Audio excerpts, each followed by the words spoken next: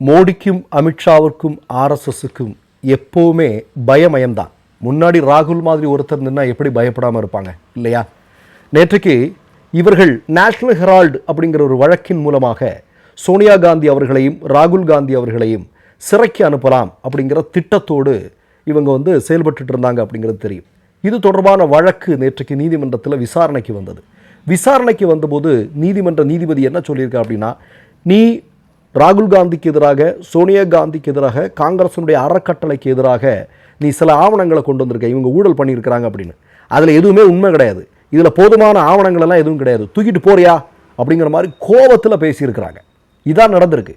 அப்போ பாருங்களேன், மோடியும் அமித்ஷாவும் சேர்ந்து ராகுல் காந்திக்கு எதிராக, காங்கிரஸுக்கு எதிராக இவங்க வழக்கு அப்படிங்கிற பேரில் இடியை வைத்து, சிபிஐயை வைத்து, இந்த மாதிரியான ஆட்களை எல்லாம் வைத்து என்னென்ன பண்ணிட்டு இருக்கிறாங்க, அதில் எதுவுமே உண்மை இல்லை அப்படிங்கிறத மீண்டும் நீதிமன்றம் உரக்க சொல்லி இருக்கிறது இந்திய மக்களிடம். உங்களுக்கெல்லாம் நல்லா தெரியும், நேஷனல் ஹெரால்டு இல்லையா?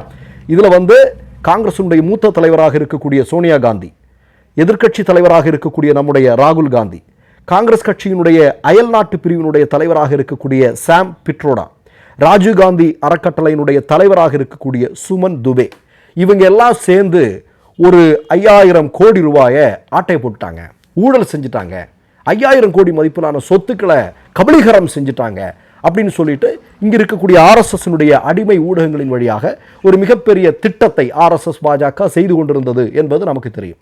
இது தொடர்பான வழக்கு இங்கே வழக்கு விசாரணை கோர்ட்டில் நேற்றைய தினம் போயிருக்கு.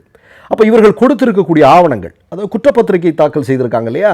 குற்றப்பத்திரிகை தாக்கல் செய்யும்போது அதனுடைய ஆவணங்களை எல்லாம் பார்த்துருக்குறாங்க நீதிபதிகள். பார்த்துட்டு என்ன பாருங்க, அவங்களுக்கு ஆச்சரியம், அதிர்ச்சி ஆயிடுச்சு அவங்களுக்கு. என்ன அப்படின்னா, ராகுல் காந்தியின் மீதும் இந்த மாதிரி காங்கிரஸ் அறக்கட்டளை மீதும் இவ்வளோ பெரிய குற்றச்சாட்டை வைக்கிறாங்க, ஆனால் அதற்கான ஆவணங்கள் எதுவுமே இல்லையே, ஆதாரங்கள் எதுவும் இல்லையே. நீ 5000 கோடி ஊழலை செஞ்சுருக்கிறேன்னு சொல்கிற, சரி, அதுக்கு என்ன ஆதாரம்? கோர்ட்டுக்கு ஆதாரம் ரொம்ப முக்கியமான விஷயம் இல்லையா? ஆதாரத்தை எடுத்துட்டு வாடா அப்படி சொல்லி கடுமையான கோபத்தில் பேசியிருக்கிறாங்க. நீங்கள் அந்த நீதிமன்ற நீதிபதி பேசிய வார்த்தைகளை நீங்கள் கவனிக்க வேண்டியிருக்கு. அவங்க என்ன சொல்கிறாங்கன்னா, அமலாக்கத்துறை கூடுதல் ஆவணங்களை பதிவு செய்து குறைபாடுகளை நீக்க வேண்டும், சட்டத்தின் கீழ் குற்றம் சாட்டப்பட்டவர்களை கேட்காமல் வழக்கு குற்றப்பத்திரிகையை விசாரிக்க முடியாது, காந்தி குடும்பத்தினருக்கும் மற்றவர்களுக்கும் நோட்டீஸ் அனுப்ப வேண்டும் என்று அமலாக்கத்துறையின் வாதம் தவறானது, கூடுதல் ஆவணங்கள் திருப்தியாக இருக்கும் வரை காந்தி குடும்பத்தினருக்கு மற்றவர்களுக்கும் நோட்டீஸ் அனுப்பும் உத்தரவை பிறப்பிக்க முடியாது அப்படின்னு சொல்லியிருக்காங்க. அதாவது அமலாக்கத்துறை, மோடியினுடைய கைகளில் இருக்கக்கூடிய அமலாக்கத்துறை இருக்கு இல்லையா, அவங்க கொடுத்திருக்கக்கூடிய ஆவணங்களில் திருப்தி இல்லை.